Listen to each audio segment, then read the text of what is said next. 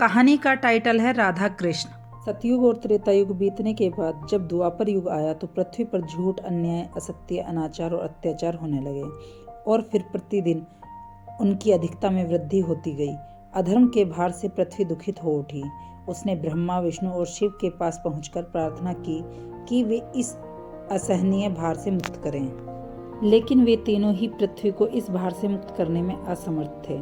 कोई उपाय न देखकर विष्णु ने कहा, चलिए हम लोग भगवान के पास चलें, वहीं हमें कोई उपाय बता सकेंगे।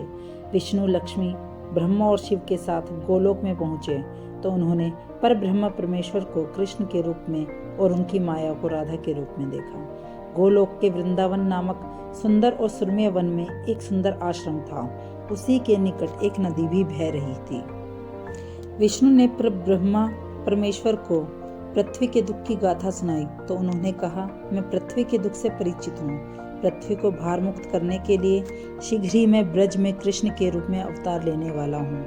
मैं वासुदेव की पत्नी देवकी के गर्भ से जन्म लूंगा और क्योंकि मैं अपनी माया से और मेरी माया मुझसे पृथक नहीं रह सकती, इसलिए मेरी माया राधा के रूप में बरसाने में वृषभानु गोप के घर में जन्म लेंगी और उसके बाद मैं पृथ्वी को इस भार से मुक्ति दिलाने का प्रयास करूंगा, क्योंकि एक पापी का वध करना कठिन है।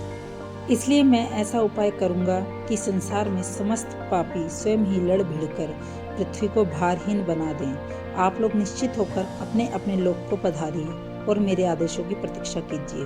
विष्णु आदि देवताओं ने परमेश्वर को प्रणाम किया और अपने अपने लोक में आकर परमपिता के आदेश की प्रतीक्षा करने लगे। कुछ समय बाद ही अत्याचारी और अनाचारी मथुरा नरेश कंस के कारागार में बंदी वासुदेव की पत्नी देवकी ने एक बालक को जन्म दिया। बालक के रूप में जन्म पूर्व ही भगवान ने उन्हें अपनी योजना बताते हुए आदेश दिया था कि वासुदेव जी उन्हें गोकुल में नंद गोप की पत्नी यशोदा के पास छोड़ आएं और उसी समय उनके गर्भ से जन्म लेने वाली कन्या को लाकर कंस के हवाले कर दें। वह मेरी योग माया है। वासुदेव ने ऐसा ही किया और कृष्ण गोकुल में नंदगोप की पत्नी यशोदा की गोद में पलने लगे। उसी समय उनकी माया ने भी राधा के रूप में बरसाने के वृषभानु गोप की पत्नी के गर्भ से जन्म लिया, जिसका नाम माता पिता ने बड़े चाव से राधा रख दिया। दो अलग अलग गांवों में रहते हुए भी राधा और कृष्ण बचपन से ही एक दूसरे को चाहने लगे थे। वन में गाय चराते हुए अक्सर राधा से कृष्ण की भेंट हो जाया करती थी। फिर जब वे दोनों बड़े हो गए तो जब भी रात की बेला में कृष्ण अपनी बांसुरी के सुरों द्वारा अपनी प्रियतमा राधा को पुकारते, राधा अपनी सहेली गोप बालाओं के साथ कृष्ण के पास पहुंच जाती। राधा और कृष्ण का यह प्रेम दो किशोर लड़के लड़की का प्रेम था, जो थोड़े से दिनों में ही पूरे ब्रज में चर्चित हो गया। नंद बाबा और यशोदा ने चाहा कि कृष्ण का विवाह राधा के साथ कर दिया जाए। उधर बरसाने में वृषभानु और उनकी पत्नी कलावती को भी यही इच्छा प्रकट की। एक शुभ दिन देखकर राधा और कृष्ण की सगाई कर दी गई।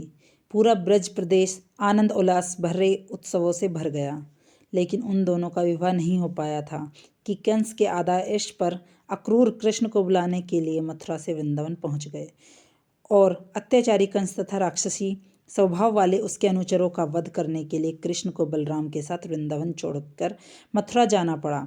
और मथुरा में कंस आदि का वध करने के बाद मथुरा राज्य की सुरक्षा के उत्तरदायित्व ने कृष्ण को इतना उलझा दिया कि वह चाहकर भी वृंदावन नहीं जा सके।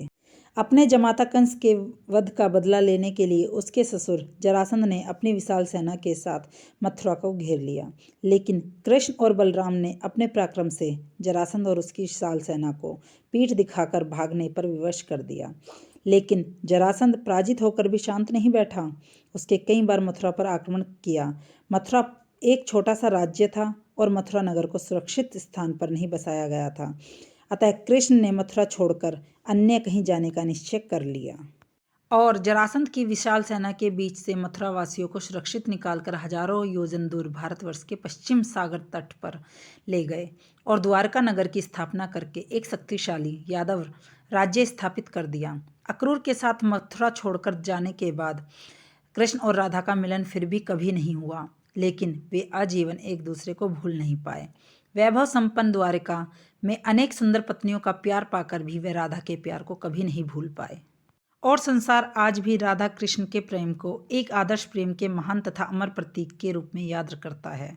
उनकी मूर्तियां भारत के मंदिरों में ही नहीं, विदेशी में भी अनेक मंदिरों में प्रतिष्ठित हैं और लोग बड़े भक्ति भाव से उनकी पूजा आराधना करते हैं। धन्यवाद।